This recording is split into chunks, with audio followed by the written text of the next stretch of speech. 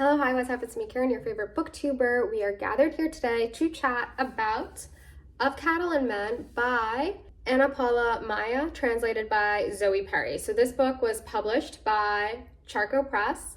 Shout out Charco Press for sending me a copy. I really appreciate it. If you don't know, Charco Press produces, that's not the right word, publishes a lot of incredible books from South America. Every book that I've read from Charco Press has been a banger, and this book right here was no exception. Most recently, this book was longlisted for the 2024 Republic of Consciousness Prize for Small Presses. Quite a mouthful. And this book also won. So very exciting. I wanted to take a second to chat about this book because I really enjoyed it, and it has been something that I've thought about. I think everyone should read it. It's quite slim. It doesn't even hit 100 pages, and it packs quite a punch. This is a story of a slaughterhouse. We are looking at Edgar Wilson, who is our protagonist, quite reticent. He has this inner resolve, an interesting relationship with God and divinity, and he is someone who does his job well and with a kind of gravitas that is quite admirable. He is a man of few words. He is the lens through which we look at this world, and what we see is that the people who work in the slaughterhouse are men of grit and violence, and they have to do something that the masses don't want to do. It's quite admirable the way that they go about their job. Not to say that there aren't bad seeds in this world. As we encounter quite early on, Edgar Wilson sees someone who does the same job that he does with a kind of frivolous and cruel manner, which really rubs him the wrong way. So Edgar Wilson solves that problem. And I'm not going to tell you how, because you should definitely read the book for that. But what we see is that unlike some of the other slaughterhouse men, Edgar Wilson is a man of God. Before he kills each cow that comes to him, he blesses their souls. He wants them to feel a moment of peace, even though he knows that the job he does is not a job of peace. It is something that very few people will actually do. It is something that the masses just can't tolerate. And so what is happening in this book is that we're looking at this one specific slaughterhouse, and we're seeing something weird happen because the cows are acting up. They are acting in a way that is very eerie and weird and unusual. And we're kind of seeing the way that the different men are reacting to this. The way these cows are acting is supernatural. And I personally wish, we do find out not exactly why they're acting that way, but there is an explanation for it at the end.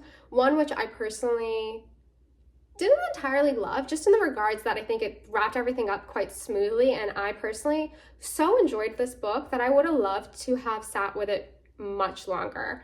I wish that we saw Edgar Wilson do more. He's such an interesting character, and this book is kind of similar to Blood Meridian in the regards that some of those descriptions of violence and death are quite interesting. So I would say that if you're a fan of Blood Meridian, you probably would enjoy this.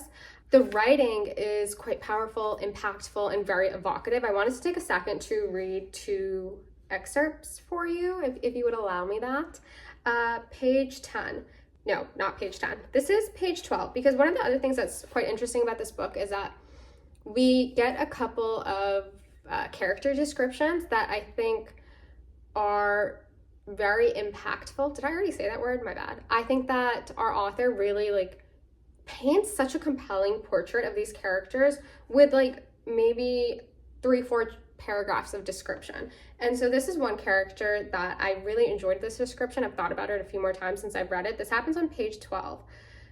We're talking about a minor character, and this description is so good. So we're going to begin. We're going to start reading. At work, Helmuth is engrossed, and his dead fish eyes make him look even more gormless. But just like a dead fish, his eyes never stop gleaming. They are black and shiny like the eyes of the ruminants. He's good at dismantling things, be it a car, engine, a steer, a jaguar, or a house. He can tear down walls in just a few hours. When he finds out his wife was cheating on him and the child he was raising was his brother's son, he didn't go on a bender. He didn't demand an explanation. He didn't make threats or even attempt murder to restore his honor. He waited until his wife went to visit her parents in another town and spent all night swinging a sledgehammer against the walls of the house. The house he shared with Jacqueline had just been remodeled and was newly furnished. With the money Jacqueline earned as a maid in a family's house, she had invested in renovations and bought new furniture. Helmut's money was for everyday expenses. I don't know, there was just something about that description, gormless eyes, and then finding out that he is able to in a move that is quite calculated, destroy someone's life.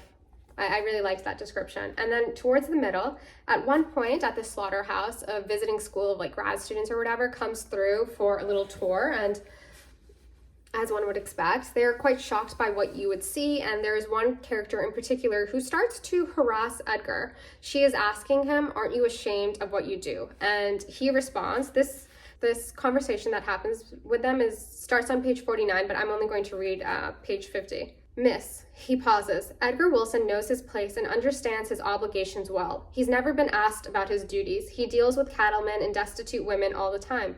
He's used to the heat, the dust, the flies, the blood, and death.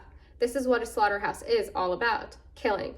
He had no intention of going across town to question the way they prepare steaks he will never eat. He doesn't care about that. He doesn't care who eats the cows he slaughters. He cares about ordaining the souls of each ruminant that crosses his path. He believes those animals have a soul and that he must tend to each one when they die. One soul out of 500. Have you ever eaten a hamburger?" The woman nods. "And how do you think it got there?" And then this conversation continues until the girl starts to cry.